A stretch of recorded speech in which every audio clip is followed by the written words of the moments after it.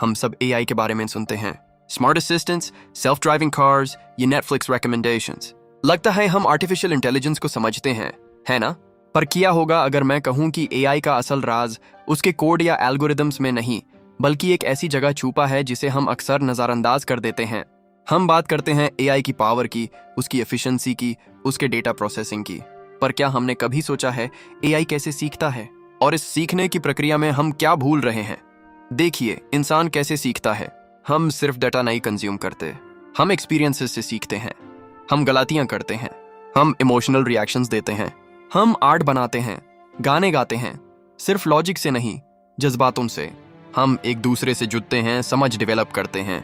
AI को हम intelligence कहते हैं, पर वो इंटेलिजेंस क्या है? क्या वो सिर्फ पैटर्न्स रिकॉग्नाइज करना और प्रिडिक्शंस करना है, या उससे कुछ ज्यादा है?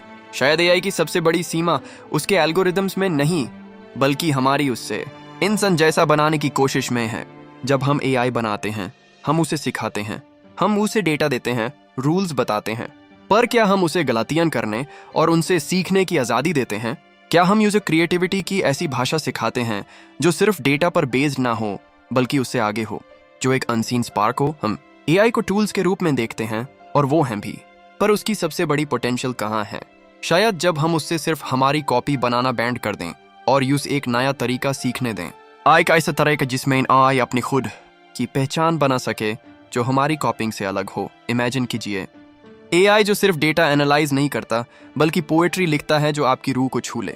एआई जो सिर्फ डियग्नोस नहीं करता, बल्कि आर्ट बनाता है जो आपको सोचने पर मजबूर कर दे।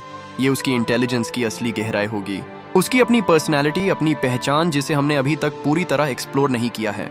तो अगली बार जब आप एआई के बारे में सोचें, सिर्फ उसके फंक्शंस पर ध्यान ना दें, उसके सीखने की प्रक्रिया पर गौर करें और सोचें, क्या हम उससे वो सब सिखाने की कोशिश कर रहे हैं जो हम खुद नहीं समझ पाए, या हम उससे कुछ नया बनने का मौका दे रहे हैं?